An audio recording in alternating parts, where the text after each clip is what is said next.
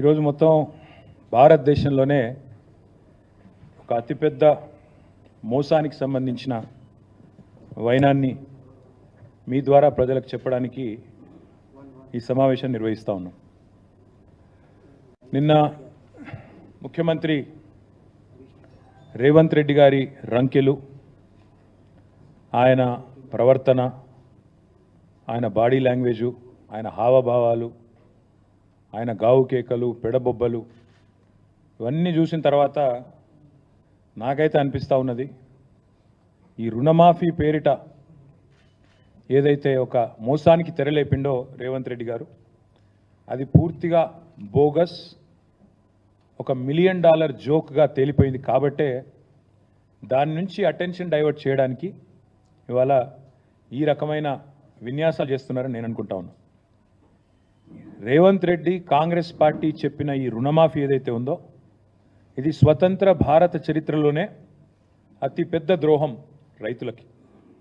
మేనిఫెస్టోలో మాట ఇచ్చి డిసెంబర్ 9 నాడే 2 లక్షల రుణమాఫీ అని చెప్పి చేసిన అతిపెద్ద మోసం ఈ రుణమాఫీ.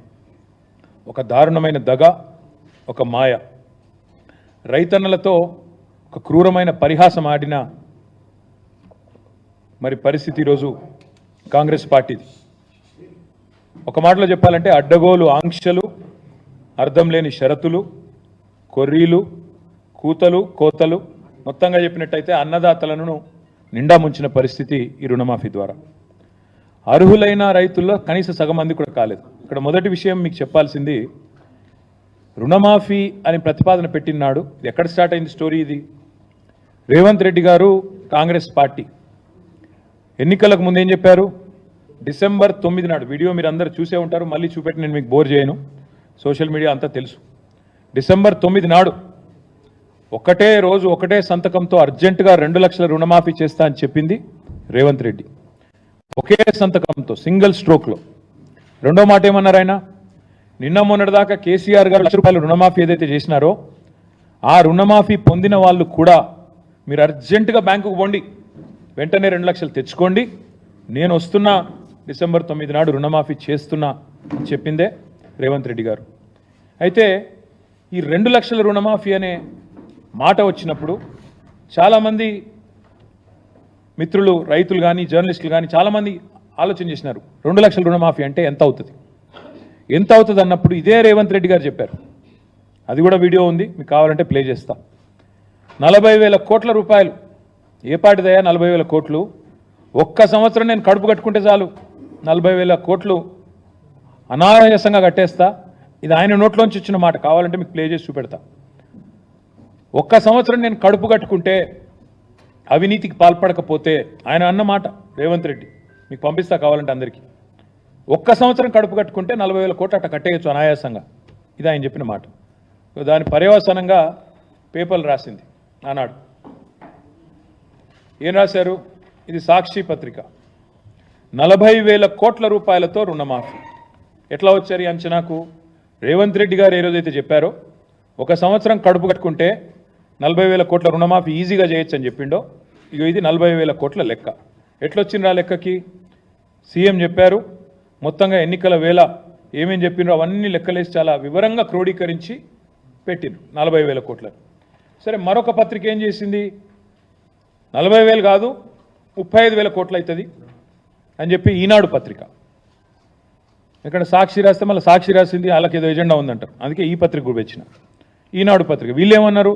40,000 కాదు 35,000 కోట్లు అవుతుంది. 35,000 కోట్లు ఎట్లా?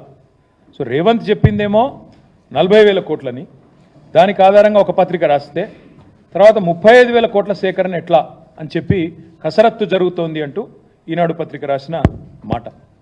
తదనంతరం మళ్ళీ కొద్ది కాలం కాగానే మరి జూలై మాసం రాగానే లెక్క మారింది. ఎలక్షన్ అయిపోయింది, లెక్క మారింది.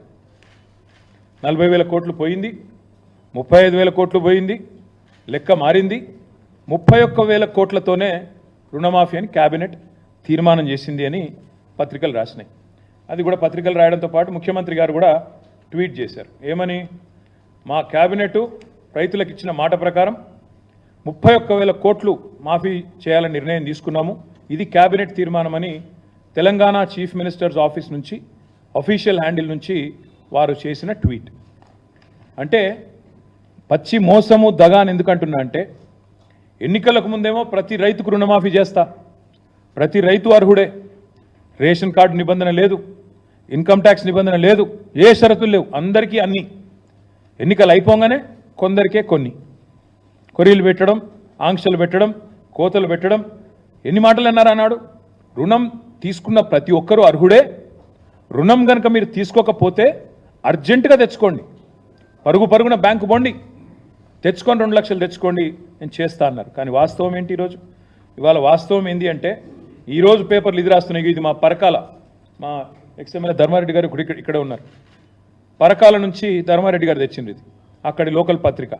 మేము కూడా ఉన్నామని మమ్మల్ని గుర్తించండి అంటూ అదే ఈనాడు పేపర్ మళ్ళీ ఒక పెద్ద రైటర్, మమ్మల్ని గుర్తించట్లేదు, ఆంక్షలు పెట్టి కట్ చేస్తున్నారు అంటూ వాళ్ళ బాధలు రైతుల ఫోటోలతో సహా బాదావత్ కిరణ్ కుమార్, ఇంకా చాలామంది వివరాలు, ఎంతమందికి అయింది రుణమాఫీ, ఇంకెంతమందికి కాలేదు అంటూ మేమున్నామని గుర్తించండి అంటూ రైతులు ఒకవైపు ఇట్లా వాపోతున్నారు.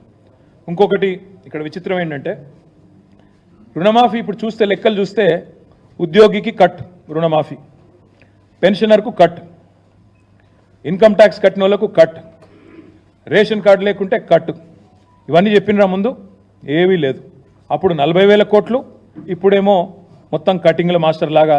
సీఎం అంటే నిజానికి చీఫ్ మినిస్టర్, కానీ సీఎం అంటే కటింగ్ మాస్టర్ లాగా అయిపోయింది ఇప్పుడు పరిస్థితి. అన్ని కటింగ్లు పెట్టడమే. ఎట్లా రుణమాఫీని కట్ చేసి 40,000 కోట్ల నుంచి తగ్గించాలా, ఎట్లా ఏదో ఒక రకంగా చేసినామని పోజులు కొట్టాలా. ఇది ఈరోజు రేవంత్ రెడ్డి గారి ప్రభుత్వం చేస్తున్న వైఖరి. 60% మందికి ఎగ్గొట్టి 60% మందికి ఎగ్గొట్టి ఇవాళ కేవలం 40% చేసి 100% అని చెప్పుకుంటున్న మొట్టమొదటి ముఖ్యమంత్రి రేవంత్ రెడ్డి. ఇంతకు మించిన దగ, ఇంతకు మించిన మోసం, ఇంతకు మించిన రైతు ద్రోహం మరొకటి ఉండనే ఉండదు. 1.25 లక్ష కొర్రీలు, దిక్కుమాలిన ఆంక్షలు, ఇవేవి చెప్పలేదు ఎన్నికలకు ముందు. చెప్పకుండా మోసం చేసి ఈరోజు కొర్రీలు పెట్టి ఆంక్షలు పెట్టి రైతు రుణమాఫీని, రైతులను బ్యాంకు చుట్టూ తిరిగే విధంగా, అధికారుల చుట్టూ పరిభ్రమించే విధంగా, అధికారులకు మొరబెట్టుకునే విధంగా ఇగో ఇది మేమున్నామని గుర్తించండి అంటూ అధికారుల చుట్టూ, బ్యాంకుల చుట్టూ రైతులు పడిగాపులు కాచే విధంగా చేసి పరిహాసం ఆడి రైతులతో మళ్ళీ ఇవాళ రంకెలు వేస్తున్నారు. అంకెలు మార్చారు, రంకెలు వేస్తున్నారు, తేదీలు మార్చినారు. మొదలు డిసెంబర్ 9, తర్వాత 15 ఆగస్టు, ఇవాళ 15 ఆగస్టు పోయింది, ఇవాళ 16 ఆగస్టు. అందుకే మేము కూడా వెయిట్ చేసినాం. సీఎం చెప్పిండు కదా 15 ఆగస్టు అని, అందుకే మేము కూడా వెయిట్ చేసినాం పేషెంట్గా. 15 ఆగస్టుకు చేస్తాడేమో అనుకున్నాం, కానీ నిన్న ఆయన మాటలు చూస్తే చాలా క్లియర్గా కనబడతా ఉంది. మార్పు మార్పు అన్నారు, రైతన్నల్ని మొత్తానికి ఏమార్చారు. ఈరోజు పరిస్థితి ఏంది? అసెంబ్లీ ఎన్నికలకు ముందు ఓట్లకు ముందేమో మొదటి మోసం, లోక్సభ ఓట్లకు ముందేమో దేవుళ్ళ మీద ఒట్లు పెట్టి రెండో మోసం, కేసీఆర్ మీదనేమో ద్వేషం, సకల జనులకు మోసం. ఇది ఓవరాల్గా చూసినట్టయితే ఈ ప్రభుత్వం యొక్క పాలసీ. 2 లక్షల రుణమాఫీ మోసం, 2 లక్షల కొలువులు మోసం, ఆడబిడ్డలకు నెలకు 2,500 రూపాయలు మోసం, తులం బంగారం మోసం, విద్యార్థులకు 5 లక్షల రూపాయల భరోసా కార్డు మోసం, 4,000 నిరుద్యోగ భృతి మోసం, జాబ్ క్యాలెండర్లు మోసం, 2 లక్షల ఉద్యోగాలు మోసం, దళితులకు 12 లక్షలనిచ్చిన మాట మోసం, ఆటో అన్నలకు ఏడాదికి 12,000 మోసం, రైతు కూలీలకు నెలకు 1,000 మోసం, కౌలు రైతులకు రైతు భరోసా మోసం. మొత్తంగా చూసినట్టయితే రుణమాఫీయే అతి పెద్ద మోసం. This is the fact. ఎట్లానా? మీరే చెప్పారు, మేము అసెంబ్లీలో కూడా చూపెట్టాం. నర్సాపూర్ నియోజకవర్గంలో మా సునీతా లక్ష్మారెడ్డి గారు, మా ఎమ్మెల్యే గారు తీసుకొచ్చినారు. ఒక రైతు డిసెంబర్ 9 నాటికి ఆయనకు 1,00,000 రూపాయలు రుణం ఉండేది. ఆయనకు నోటీస్ ఇచ్చారు, ఏమని? మీకు ఇప్పుడు రుణమాఫీ కావాలి అంటే మీరు డిసెంబర్ 9 నుంచి ఈ రోజు వరకు ఏదైతే ఇంట్రెస్ట్ జమ అయిందో, మిత్తి జమ అయిందో 9,000 రూపాయలు, అది కడితేనే మీకు రుణమాఫీ చేస్తాం. ఎవరి వల్ల అయిందండి ఈ జాప్యం? మీరే చెప్పారు కదా డిసెంబర్ 9 నాడు రుణమాఫీ చేస్తా అని. మరి డిసెంబర్ 9 నుంచి ఆగస్టు 15 దాకా ఆయన జాప్యానికి, ఆయన డిలేకి ఎవడు కడతాడు ఇంట్రెస్ట్? రైతు కట్టాలా, ప్రభుత్వం కట్టాలా? మేము ప్రభుత్వాన్ని అడిగినాం, దిస్ ఈజ్ యువర్ మిస్టేక్, ఇది మీ తప్పు, ఇది మీరు చేసిన జాప్యం, మీరిచ్చిన మాట మీరు తప్పుతున్నారు, కాబట్టి మీరే కట్టాలా అని చెప్పి అడిగినాం. అడిగితే సమాధానం లేదు, సమాధానం రాదు. మీరే కదా బిల్డప్ ఇచ్చింది, ఒక ఏడాది కడుపు కట్టుకుంటే 40,000 కోట్లు రుణమాఫీ చేయడం ఈజీ అని. మరి ఎందుకు కట్టుకోలేదు? ఇవాళ అడుగుతా ఉన్నాం. ఇంకొక మాట అతిపెద్ద మోసం అని ఎందుకంటున్నా అంటే బడ్జెట్లో చెప్పింది 26,000 కోట్లని, క్యాబినెట్ తీర్మానం 31,000 కోట్లు, మొదలు చెప్పింది 40, క్యాబినెట్ 31, బడ్జెట్లో 26, ఆఖరికి నిన్న వైరాలో ఖమ్మంలో ఎక్కడైతే పోజులు కొట్టి ముఖ్యమంత్రి గారు మాట్లాడిన మాటలు అవుతున్నాయో మొత్తం కలిపి నిన్నటి వరకు జరిగిన రుణమాఫీ ఎంత అంటే కేవలం 17,934 కోట్ల రూపాయలు మాత్రమే. ఎంతమందికి అయింది రుణమాఫీ? 22,37,848 మంది రైతులకు మాత్రమే. మళ్ళీ ఒకసారి చెప్తా ఉన్నా, 17,934 crore ఓన్లీ నిన్నటిదాకా జరిగింది. ఎంతమందికి అయింది? 22,37,848 ఫార్మర్స్ మాత్రమే. ఇది చేసి 15 ఆగస్టు లోపల పూర్తి చేస్తామని దేవుళ్ళ మీద ఒట్టుపెట్టి మళ్ళీ చిల్లర మాటలు, చిల్లర కూతలు. ఇందులో కూడా ఎన్ని వస్తాయో, ఎన్ని ఖాతాల్లో పడతాయో, దానికి సంబంధించి ఎన్ని కటింగులు ఉంటాయో ఎవరికి తెలియదు. మేము ఏం చేసామో అది కూడా చెప్పాలి ఒక్క నిమిషం. బీఆర్ఎస్ ప్రభుత్వం ఆనాడు మొదటి దఫా 2014 to 18 మధ్యలో చేసిన రుణమాఫీ ఒకటే టర్ములో మేము చేసింది 35 lakh ఫార్మర్స్కి, 35 లక్షల మంది రైతులకు 17,000 కోట్ల రుణమాఫీ చేశాం. నేను ముఖ్యమంత్రిని అడుగుతా ఉన్నా, మేము మొదటి టర్ములో ₹1,00,000 వరకే రుణమాఫీ చేస్తే 35 లక్షల మంది రైతులకు 17,000 కోట్ల రుణమాఫీ కేవలం ₹1,00,000కి. మరి ఇలా 2 లక్షల రుణమాఫీకి నీ లెక్క ప్రకారం ఎట్లా సేమ్ అమౌంట్ అవుతుంది? ఎట్లా 17,934 కోట్లు మాత్రమే అవుతుంది? చెప్పాలా? రైతులకు సంతృప్తికరంగా వివరణ ఇవ్వాలా? ఈ ఒక్క లెక్క చాలు కాంగ్రెస్ రుణమాఫీ ఎంత దగానో, ఎంత వంచననో, ఎన్ని రకాల ఆంక్షలు, ఎన్ని రకాల కొర్రీలతో, ఎన్ని రకాల కోతలతో ఎన్ని లక్షల మంది రైతులను ముంచినో చెప్పడానికి ఇది ఒక్కటి చాలు. ఇంకా నికృష్టమైందంటే మేమున్నప్పుడు రుణమాఫీ చేశాము, రైతు బంధు కూడా వేసాము. రుణమాఫీ చేసినాము, రైతు బంధు కూడా వేసినాం. మేము మొత్తంగా చేసింది చూస్తే 72,000 కోట్ల రైతు బంధు అకౌంట్లో డిపాజిట్ చేశాం. అట్ ద సేమ్ టైం దాదాపు 30,000 కోట్లు మేము రుణమాఫీ చేశాం. అంటే 1,00,000 కోట్లు రైతులకు రుణమాఫీ రూపంలో, రైతు బంధు రూపంలో ఇచ్చింది బీఆర్ఎస్ ప్రభుత్వం. నువ్వేం చేసినావు? ఈరోజు పేరుకేమో చెప్పేది 17,000 కోట్ల రుణమాఫీ చేసినాను, కానీ వానాకాలానికి ఇవ్వాల్సిన రైతు భరోసా 11,400 కోట్లు అది ఎగ్గొట్టినావు కదా, ఇప్పటివరకు ఇవ్వలేదు కదా. కేసీఆర్ ఉన్నప్పుడు జూలైలో వచ్చేది రైతు బంధు, ఇలా వచ్చిందా? రాష్ట్రంలో రైతులకు తెలియదా? ఇవాళ ఇచ్చే సూచన ఉందా? కనీసం లేదు. మొన్న యాసంగిలో ఎకరానికి 7,500 ఇవ్వలేదు, ఎగ్గొట్టారు. అప్పుడు 5,000 ఇచ్చినారు, అప్పుడు ఒక 4,000 కోట్లు ఎగ్గొట్టారు. ఇప్పుడు మళ్ళీ రైతు భరోసా కింద ఓవరాల్గా ఇవ్వాల్సిన 15,000 కోట్లలో మీరు ఓవరాల్గా చూస్తే ఆ 15,000 ఇవ్వలేదు, ఇప్పుడు 17,000 ఇచ్చి పోజు కొడతా ఉన్నారు. అందుకే అంటున్నా, ఇది దగ, మోసం. రైతులను నమ్మించి గొంతుకోసి తడిగుడ్డతో గొంతుకోసిన వాడు రేవంత్ రెడ్డి, కాంగ్రెస్ పార్టీ. మేము ఇప్పుడే నేను చెప్పాను, రుణమాఫీ, రైతు బంధు కలిపి మేము ఇచ్చింది 1,00,000 కోట్లు 9.5 ఏళ్లలో. మీరు ఇవాళ ఇచ్చింది కేవలం 17,000 కోట్లు. ఈ లెక్క కరెక్టా కాదా చెప్పాలని చెప్పి నేను డిమాండ్ చేస్తా ఉన్నాను. చారానా కోడికి బారానా మసాలా అని తెలంగాణలో సామెత. ఇక దీనికి మళ్ళా ఇక ఇంత పెద్ద ప్రకటనలు, ఇంత మార్పు ప్రారంభమైంది, మన్ను ప్రారంభమైంది, ఇక దానికి మన ముఖార విందాలు, ప్రచారాలు, ఇదొకది. అంటే నవ్విపోదురు కాక నాకేం సిగ్గని, ఏకకాలంలో రుణమాఫీ అని కూడా 3 సార్లు ప్రకటనిస్తాడు. నాకు తెలియకడుగుతా, ఏకకాలంలో రుణమాఫీ అయితే ఏకకాలంలో ప్రకటన ఇవ్వాలి, ఒకటిసారి ఇవ్వాలి. 3 సార్లు ఒకటే దానికి. అదే సినిమాలో చెప్పినట్టు, నేను చెప్తే బాగుండదు ఇప్పుడు, కానీ అదే సినిమాలో చెప్పినట్టు పాత కూడా కొత్త సున్నం వేసినట్టు మళ్ళీ గదే పాత కూడా గదే కొత్త సున్నం. గతంలో అనుభవం ఉండి ఉంటుంది ముఖ్యమంత్రి గారికి. కాబట్టి ఇవాళ నీ అడ్డమైన ఫీట్లు చూసి Guinness book of world records వాళ్ళు కూడా ఆగమవుతున్నారు. అమ్మా ఇట్లా కూడా చేయొచ్చా, ఇన్ని రకాల మోసాలు చేయొచ్చా అని. అట్లాంటి పరిస్థితి ఉన్నది ఇవాళ. నేను ఇవాళ ముఖ్యమంత్రి గారు నేను ఒకటే అడుగుతా ఉన్నాను. నిన్న చాలా రంకెలేసినాడు, ఫ్రస్ట్రేషన్లో పాపం కొండలరెడ్డి గారి పర్యటన విజయవంతమైంది, రేవంత్ రెడ్డి గారిది ఆయనతో అయినట్టు లేదు. ఆస్ట్రేలియా పర్యటన కొండలరెడ్డి గారిది బాగా విజయవంతమైనట్టుంది, చూస్తుంటే వర్కౌట్ అయినట్టుంది. మరి రేవంత్ రెడ్డి గారిది ఆ స్థాయిలో అయినట్టు లేదు, కాబట్టి ఫ్రస్ట్రేషన్ బాగా పెరిగినట్టుంది. ఆయన యాబ్సెన్స్లో ఇక్కడ తిరుపతి రెడ్డి గారు బాగా ప్రచారం జరిగింది. మరి కుటుంబంలో మిగతా సభ్యులు దూసుకొని పోతున్నారన్న బాధనా, లేకపోతే ఇక్కడ బట్టి గారు ఆయన లేనప్పుడు బాగా తిరిగిండన్న భయమా, లేకపోతే అధిష్టానం ఏమన్నా అదిలిస్తుందా అని, లేకపోతే ఇంకేమన్నా మాకు అర్థం కాల ఫ్రస్ట్రేషన్. ఆయన రంకెలు, ఆవేశం చూస్తుంటే నాకు నిజంగానే డౌట్ వస్తున్నది. ఆయన మాట్లాడే మాటలు నిజంగా, ఎందుకంటే నేను అమెరికా పోయిండు, వచ్చిండు, 15 ఆగస్టు నాడు స్పీచ్ ఇచ్చిండు. నేను వింటా ఉంటే నిన్న ఏమైనా మంచి ముచ్చట్లు చెప్తాడేమో ముఖ్యమంత్రి అని. చాలా విచిత్రమైన విషయం చెప్పింది. బాక్రా నంగల్ ప్రాజెక్టు తెలంగాణలో ఉంది. మాకు తెలియదు ఇన్ని రోజులు. మేము పిచ్చోళ్ళ లెక్క ఆడిపోతున్నాం ఉత్తర భారతదేశానికి. మాకు తెలిసి ఇక్కడికే పోతుంటే ఇంత గొప్ప ముఖ్యమంత్రి మాకు ఇచ్చినందుకు కాంగ్రెస్ పార్టీకి ధన్యవాదాలు. ఎందుకంటే విచిత్రంగా ఉంది మాకు ఈ రుణమాఫీ విషయం. నేను అందుకే ముఖ్యమంత్రి గారిని సూటిగా సవాల్ చేస్తా ఉన్నాను. రేవంత్ రెడ్డి గారు, నీకు చిత్తశుద్ధి ఉంటే నిజంగానే నువ్వు చెప్పిన మాటల్లో ఒక్క 1% నిజం ఉన్నా నీ నియోజకవర్గానికే పోదాం రా. సెక్యూరిటీ లేకుండా, భద్రత లేకుండా రా. మీడియాని తీసుకొని పోదాం. మీడియాని తీసుకొని మంచిగా లైవ్ టెలికాస్ట్ కిట్లను తీసుకొని పోదాం. నీ కాన్స్టిట్యున్సీకి పోదాం. ఊరు కూడా నీ ఇష్టం, మండలి నీ ఇష్టం, ఊరు నీ ఇష్టం. రైతు వేదికలు కట్టిండు కేసీఆర్ మంచిగా. రైతులను కూర్చోబెట్టు.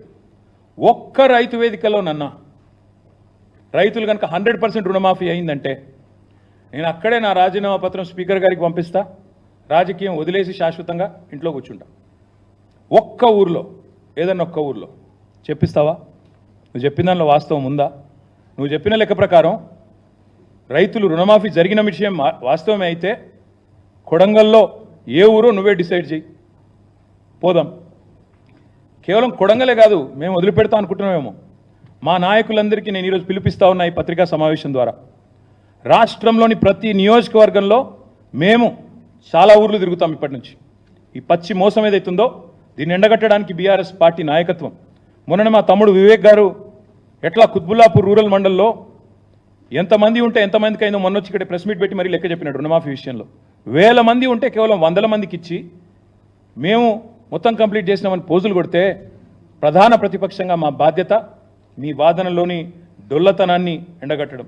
ముఖ్యమంత్రికి నిజంగా దమ్ముంటే ఆయన నా సవాల్ స్వీకరించాలి. Let him accept this challenge. Kodangal పోదాం, లేదా నీ ఇష్టం ఉమ్మడి పాలమూరు ఏ కాన్స్టిట్యున్సీకైనా పోదాం, నీ ఇష్టం. సొంత ఊరు కొండారెడ్డిపల్లికైనా పోదాం. ఆ ఊళ్ళో అయినా 100% రుణమాఫీ అయిందా నువ్వు రుజువు చేయి. అక్కడ ఉన్న రైతులందరినీ కూర్చోబెడదాం. మీడియా సెక్యూరిటీ వద్దు, ఆఫీసర్లు, చీఫ్ సెక్రటరీలు, భయపెట్టేటోళ్ళు, బ్యాంకర్లు ఎవరొద్దు. మీడియా నువ్వురా, నేను వస్తా మా పార్టీ నుంచి రైతులతో చెప్పిస్తే అక్కడనే మీడియాకి నా రాజీనామా ఇచ్చి రాజకీయ సన్యాసం. మళ్ళీ మీరు నా ఇంటర్వ్యూ కూడా మళ్ళీసారి ఇవ్వాల్సిన అవసరం ఉండదు, మీకు కూడా బాధ ఉండదు. అట్లా అక్కడే వదిలేసి వచ్చేస్తా. ఇంకొక మాట కూడా అడుగుతా ఉన్నాం రేవంత్ రెడ్డి గారిని. సగం కూడా చేయకుండా, 40% కూడా చేయకుండా సంపూర్ణంగా చేసినామని చెప్పుకోవడం అంటే ఇది సంపూర్ణంగా దిగజారడమే. ఇంతకంటే నీతి బాహ్యమైన పని ఇంకోటి ఉండదు. వాళ్ళ రుణమాఫీ కాలేదు వాస్తవం, రైతు బంధు రాలేదు. ఎవరిని అడిగినా రైతు చెప్తాడు నీకు. ఇవాళ చాలామంది రైతుల ఆందోళనలో ఉంటే లక్షలాది మంది రుణమాఫీ కాక నువ్వేమో సంబరాలని చెప్పి సన్నాయి నొక్కులు నొక్కితే డెఫినెట్గా రైతుల్లోంచే నువ్వు ఫీల్డ్కి వస్తే నీకే తెలుస్తుంది. అందుకే అనేది నేను, సెక్యూరిటీ లేకుండా రా, అధికార గణం లేకుండా, మంది మార్బలం లేకుండా రా, పోదాం. కొండారెడ్డి పల్లెకి పోదామా, ఇంకో ఊరికి పోదాం. తప్పకుండా అన్ని విషయాలు రైతులే చెప్తారు. నేను మీ అందరినీ కోరేది, ఈ రుణమాఫీని ఏకకాలంలో చేస్తామని చెప్పి మోసం చేయడమే కాకుండా 8 నెలల పాటు సాగదీసి ఇప్పుడైనా మళ్ళీ ఏదో చేసినట్టు బిల్డప్ ఇస్తున్నారు. ఇది పచ్చి మోసం, పచ్చిదగా. ముఖ్యమంత్రి మీద చీటింగ్ కేసు పెట్టాలి. నిజానికి రైతులను మోసం చేసినందుకు చీటింగ్ కేసు పెట్టాలి. తప్పకుండా ఆ పని కూడా రైతులు చేస్తారని నేను అనుకుంటా ఉన్నా. ఇంకొక మాట కూడా నేను చెప్తా ఉన్నా. ముఖ్యమంత్రి గారు నిన్న చూస్తూ ఉంటే, ఆయన మాటలు చూస్తూ ఉంటే నిజంగా ఆ ఫ్రస్ట్రేషన్ ఏందో కానీ ఆయన మాట్లాడే మాటలు, ఒకటేమో బాక్రానంగల్ ఇక్కడ ఉందంటాడు, ఇంకోటేమో గూగుల్ విప్రో CEO సత్యా నాదెల్లా అంటాడు. తర్వాత ఇంకా చాలా ఉన్నాయి ఆయన మాటలు వింటూ ఉంటే. నాకైతే ఆయన మానసిక సంతులనం మీద అనుమానం ఉంది. ఆయన కుటుంబ సభ్యులకు కూడా నేను విజ్ఞప్తి చేస్తూ ఉన్నా, ఆలోచించుకోండి. ఏదో అయినట్టుంది పాపం, దయచేసి చూపెట్టండి. ఎందుకంటే రాష్ట్ర భవిష్యత్తుకు ప్రమాదం. పిచ్చోడి చేతిలో రాయిలాగా రాష్ట్రం మారితే రాష్ట్రానికి ప్రమాదం. ఆయన మరి అసహనము, ఫ్రస్ట్రేషన్ బాగా పెరుగుతోంది. ఎందుకంటే ఆయన విషయాలన్నీ బయటపడుతున్నాయి ఒక్కొక్కటిగా. బావమరిదికి అమృత్ కాంట్రాక్ట్ ఇచ్చిన విషయం బయటపడ్డది. తమ్ముడితో MOU చేసుకున్న విషయం అమెరికాలో బయటపడ్డది. ఇంకా ఒక్కొక్కటిగా చాలా బయటకు వస్తున్నాయి. కాబట్టి తిట్లు, బూతులు, అవాకులు, చెవాకులు, ఫ్రస్ట్రేషన్లో బీపీ పెంచుకున్న అరచడాలు ఇవన్నీ జరుగుతూ ఉన్నాయి. నేను రేవంత్ రెడ్డి గారిని అడిగేది ఒకటి, బంద్ చేయి, మాటలు బంద్ చేయి. ఇలాగులో తొండలు ఇడిచి పెడతా, చెట్టుకు గట్టేస్తా, సంపేస్తా, నరికేస్తా, ఏట్లో దుంకు, ఇవన్నీ బంద్. గోళీలు ఆడతా, గుడ్లతో గోళీలు ఆడతా. నువ్వు ఆడు కాదు. నువ్వు ఇలా ఊర్లలో కొత్త సెక్యూరిటీ లేకుండా రైతులే ఫుట్బాల్ ఆడతారు నిన్ను. పక్కా దమ్ముంటే రా. నీ కొడంగల్ కాన్స్టిట్యున్సీలోనే సెక్యూరిటీ లేకుండా, అధికార గణం లేకుండా, రక్షణ కవచాలు లేకుండా మీడియాను తీసుకొని రా. నిజంగా రుణమాఫీ అయిందా లేదా రైతులను అడుగు, వాళ్ళే చెప్తారు. ఇంకొక మాట కూడా నేను అంటా ఉన్నా, ఇంత దివాలాకోరు ముఖ్యమంత్రి, ఇంత దిగజారుడు రాజకీయం. నేను హరీష్ రావు గారు ఏమన్నాడండి? హరీష్ రావు గారు నిన్ను 15 ఆగస్టు లోపల రుణమాఫీ చెయ్యి, 6 గ్యారంటీలు అమలు చెయ్యి, 100 రోజుల్లో చేస్తా అన్నావు, చెయ్యి, చేస్తే నేను రాజీనామా చేస్తా అన్నాడు. ఇలా 2-3 చిల్లరగాలు పోస్టర్లు పెట్టింది హరీష్ రావు గారి మీద. అయిపోయింది రుణమాఫీ, నువ్వు అర్జెంటుగా రాజీనామా చెయ్యి. ఎక్కడైంది రుణమాఫీ? చెప్పి చూస్తా, ఏ ఊర్లోకి వచ్చి చెప్పిస్తారో చెప్పండి. కాంగ్రెస్ వాళ్ళు ఎవరు వస్తారో రండి. ఇంకా మళ్ళీ ఏదో చర్చకు రాజీనామా చేయి, ఇంకా ఇష్టం వచ్చిన మాటలు. అధికారంలో ఉంటే పంది అయినా అందంగా కనబడుతుంది, ఇవే ఆ మాటలు. ఒక ముఖ్యమంత్రి ఉప ముఖ్యమంత్రి మాట్లాడాల్సిన మాటలు. ఒక విజన్ లేదు, విధానం లేదు, డొల్ల మాటలు, కల్లిబొల్లి కబుర్లు, అహంకారంతో ఇవాళ ఇష్టం వచ్చినట్టు మాట్లాడితే ఏం జరుగుతుందండి? అమర్ రాజా బ్యాటరీస్ జయగల్లా గారు చెప్తున్నారు. నేను ముందే చెప్పాను, అసెంబ్లీలోనే చెప్పాను, ఒక ముఖ్యమంత్రి పిచ్చోడ్లాగా మాట్లాడితే నా రాష్ట్రం దివాలా తీసింది, అప్పులపాలైపోయింది, పైకి మంచిగున్న లోపల ఎయిడ్స్ పేషెంట్లు ఎక్కున్నది, క్యాన్సర్ పేషెంట్లు ఎక్కున్నది అని ముఖ్యమంత్రి పిచ్చోడ్లాగా మాట్లాడితే డౌట్స్ వస్తాయి స్వామి ఇన్వెస్టర్స్లో. ఆయన అన్నాడు, జయగల్లా గారు ఏమన్నారు? I'm not doubting the intent, I'm not doubting the intent, but I doubt there ability to fund or deliver on the incentives promised. అంటే ఏంది? మీ ఉద్దేశం నేను తప్పుపడతలేను, ఇస్తారా ఇయ్యరా అనుకుంటలేను, కానీ మీ దగ్గర పైసా ఉందా లేదా నాకు డౌట్ వస్తుంది. ఎందుకంటే మీరే తెల్లారలేస్తే దివాలా తీసింది, అప్పులపాలైపోయింది, క్యాన్సర్ పేషెంట్, ఎయిడ్స్ పేషెంట్ అని రాష్ట్రాన్ని తెల్లారలేస్తే ముఖ్యమంత్రి ఉప ముఖ్యమంత్రి శాపనార్థాలు పెడితే ఇట్లే ఉంటుంది మరి. అందుకే నేను వారిని అనేది, ఈ మాటలు బంద్ చేయండి. ఈ పెడదాం అనుకున్న వీడియోలు కానీ మళ్ళీ మీకు కూడా బోర్ కొడుతుందని పెట్టలేదు. కానీ నిజంగా నాకు ఆయన మానసిక సంతులనం మీద డౌట్ ఉంది. ఎట్లా తయారైందంటే సచివాలయం కింద నిజాం నిధులు ఉన్నాయంటాడు. కేసీఆర్ గారు ప్రగతి భవన్ నుంచి సొరంగం తవ్వుకపోయింది అంటాడు. ఆడపోయినాక లంకె బిందెలు ఏది ఉన్నాయేమో వచ్చినా లేవంటాడు. తర్వాత ఇప్పుడు సడన్గా దిల్సుఖ్ నగర్లో విమానాలు దొరుకుతున్నాయి అంటాడు. బాక్రానంగల్ ప్రాజెక్ట్ తెలంగాణలో ఉందంటాడు. దావోస్కి పోతేనేమో IT is a nuclear chain reaction అంటాడు. మాకు నిజంగా డౌట్ వస్తున్నది. ఇంకా విచిత్రం, పోనీ ఇదేమో తెలియక మాట్లాడండి అనుకోవచ్చు. ఇంకోవైపు అహంకారం. గ్రూప్ అభ్యర్థులు పరీక్షలు వాయిదా వేయండి, పోస్టులు పెంచండి అంటే వాళ్ళని సన్నాసులు అంటాడు. కోచింగ్ సెంటర్లు 100 కోట్ల రూపాయలు వాటి కోసం దండలాడుతున్నట్టాడు. గౌడన్నలను చెట్టెక్కిస్తాడు, కాటమయ రక్షా కవచం మీద పెట్టి చెట్లెక్కించి మీ కళ్ళ నీళ్ళని కలుపుతారని అడుగుతాడు.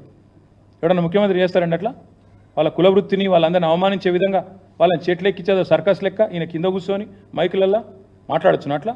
ప్రైవేట్ స్కూల్లో టీచర్లు అందరూ ఇంటర్ డిగ్రీ ఫెయిల్ అయిన వాళ్ళు అంటాడు ముఖ్యమంత్రి.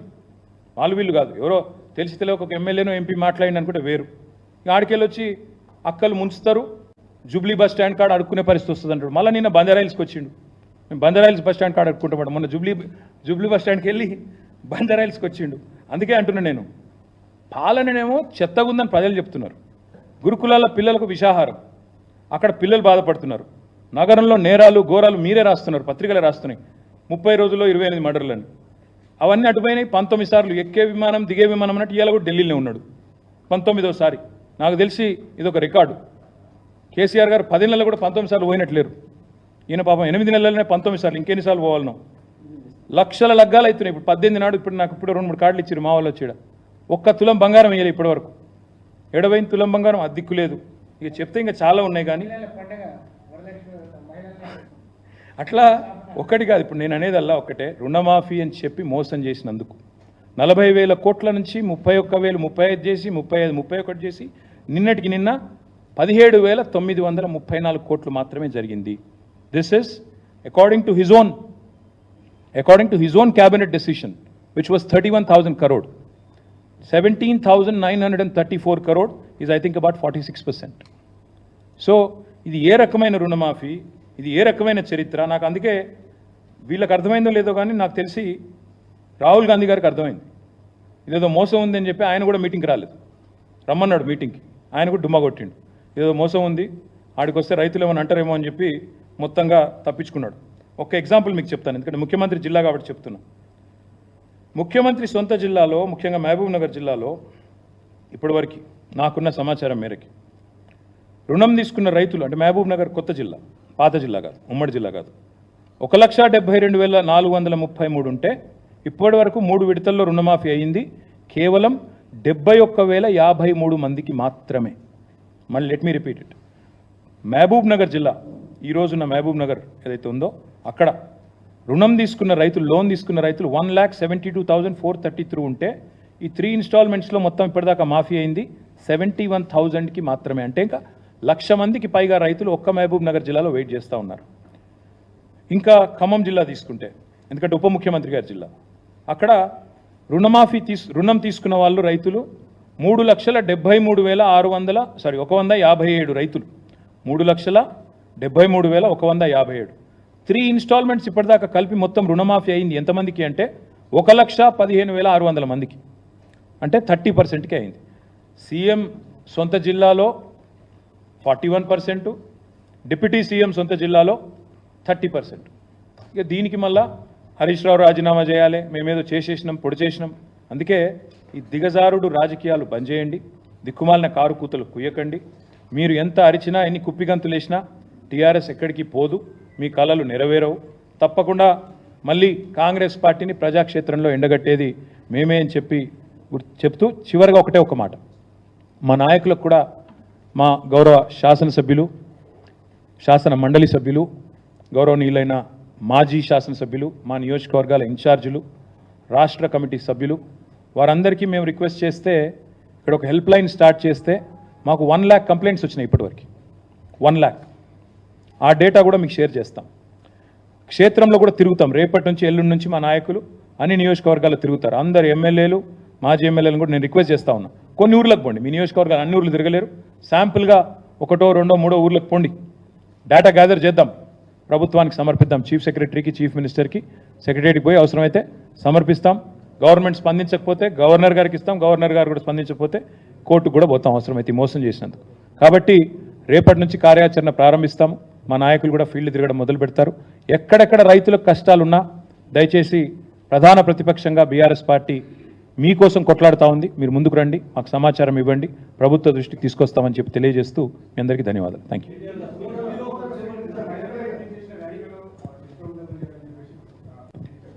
నేను యథాలాపంగా నిన్న మాట్లాడుతూ ఒక మాట అన్నాను. నేను దానికి ఆల్రెడీ మా సోదరీమణులందరికీ నేను క్షమించమని కూడా అడిగినాను. కాబట్టి నేను ముందుకు వచ్చి ఆ మాట చెప్పినాను. నేను మరి రేవంత్ రెడ్డి గారిని అడుగుతాను, మీరు మాట్లాడిన పనికిమాల మాట, సవితక్క గురించి కానీ, సునీతక్క గురించి కానీ, కోవ లక్ష్మక్క గురించి కానీ మీకు ఆ ఇంగితం కానీ, సంస్కారం కానీ ఉందా? నేను నిన్న యథాలాపంగా నోరు జారాను, మాట్లాడాను. ఎస్, ఐ అగ్రీ అన్నాను. హుందాగా మా చెల్లెల్ని, మా అక్కల్ని మాట ఏదైతే మాట్లాడాను దానికి క్షమాపణ అడిగాను. నీకు ఆ సంస్కారం ఉందా? ఉంటే చెప్పు.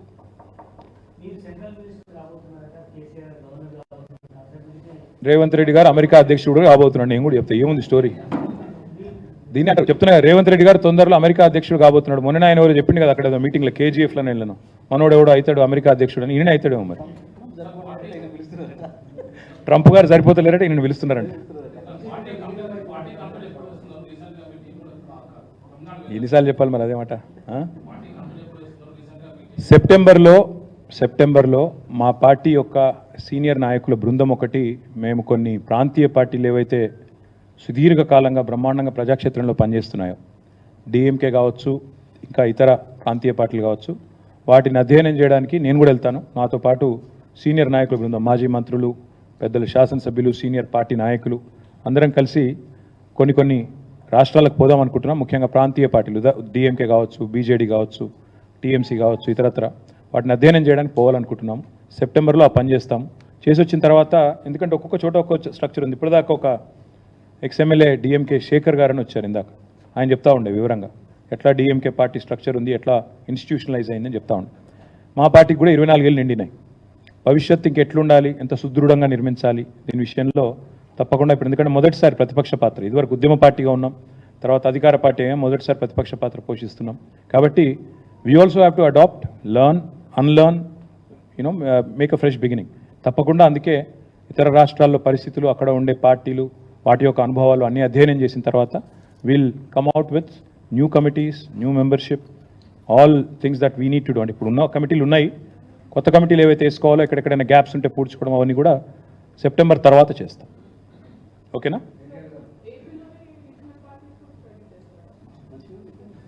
మంచి ఎక్కడున్నా నేర్చుకోవడం తప్పే ఉంది. డెఫినెట్గా Telugu Desam party and YSRCP party రెండు కూడా రీజనల్ స్ట్రాంగ్ పార్టీసు. వాటిలో కూడా I'm sure there are lot of things that we can pick up from. So Telugu Desam has been around 40 years నుంచి ఉంది తెలుగుదేశం. తర్వాత మన వైఎస్ఆర్సీపీ కూడా I think it's about 15-year-old now. So I'm sure there are things that we can learn from them as well. We may not go to AP, but we can learn from them because they are all here anyway. So we can obviously learn from them.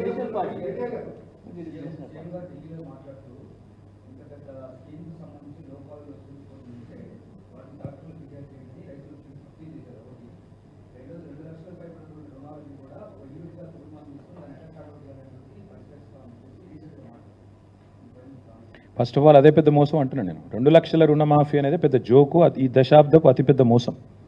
ఎట్లా అంటే ఇప్పుడే చెప్పాను నేను మీకు, ₹1,00,000 కేసీఆర్ గారు ప్రభుత్వం రుణమాఫీ చేస్తే 17,000 కోట్లు ఎట్లయితుంది? నువ్వు 2 లక్షల కోట్లు చేస్తే 17,000 కోట్లు ఎట్లయితే ఎట్లా చెప్పాలా? దాన్ని ఎట్లా అర్థం చేసుకోవాలా? 22 లక్షల మందికి రుణమాఫీ చేసి నేను మొత్తం ఉన్న 50 లక్షల మందికి రుణమాఫీ చేశానంటే అది జోక్ కాదా, మోసం కాదా? But first Revanth Reddy come to the understanding clear term. 40,000 నుంచి 35కి ఎట్లా తగ్గింది, 35 నుంచి 31కి ఎట్లా తగ్గింది, 31 నుంచి బడ్జెట్లో 26,000కి ఎట్లా తగ్గింది, ఇప్పుడు 17,000 మాత్రమే పూర్తి చేసి 17,934 మాత్రమే పూర్తి చేసి ఎందుకు పచ్చి అబద్ధాలు చెప్తున్నావు? ముందు దానికి సమాధానం చెప్పమనండి. మిగతా విషయాలు తర్వాత ఏమైనా మాట్లాడుకోవచ్చు. పచ్చి మోసం ఆయన చెప్పింది.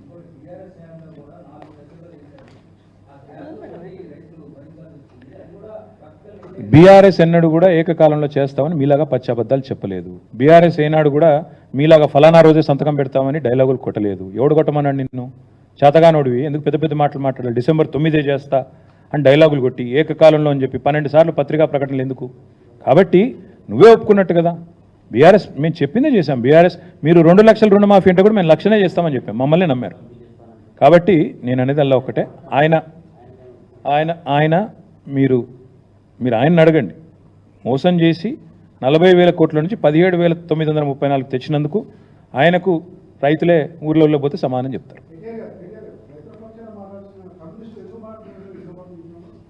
వాళ్ళని అడగాల, నాకేం తెలుసు అన్న. కరెక్టే రాములన్న, వాళ్ళని అడుగు. మరి సోదరులు పాపం సాంబశివరావు గారు వాళ్ళ ధృతరాష్ట్ర కౌగిల్లో ఉన్నట్టున్నారు, వారిని అడగండి, నాకేం తెలుసు.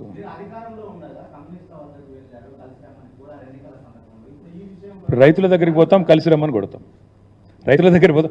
ప్రజల తరపున ఎవరికి కలిసి వస్తానంటే కలుపుకుంటాం. ప్రధాన ప్రతిపక్షం మేము. ఎవరైనా కలిసి వస్తాం, మీతో కలిసి పని చేస్తాం. రైతుల దగ్గరికి మంచి పని చేస్తున్నారు, రైతుల కోసం పోరాడుతున్నారంటే కలుపుకుంటాం. తప్పేముందన్న?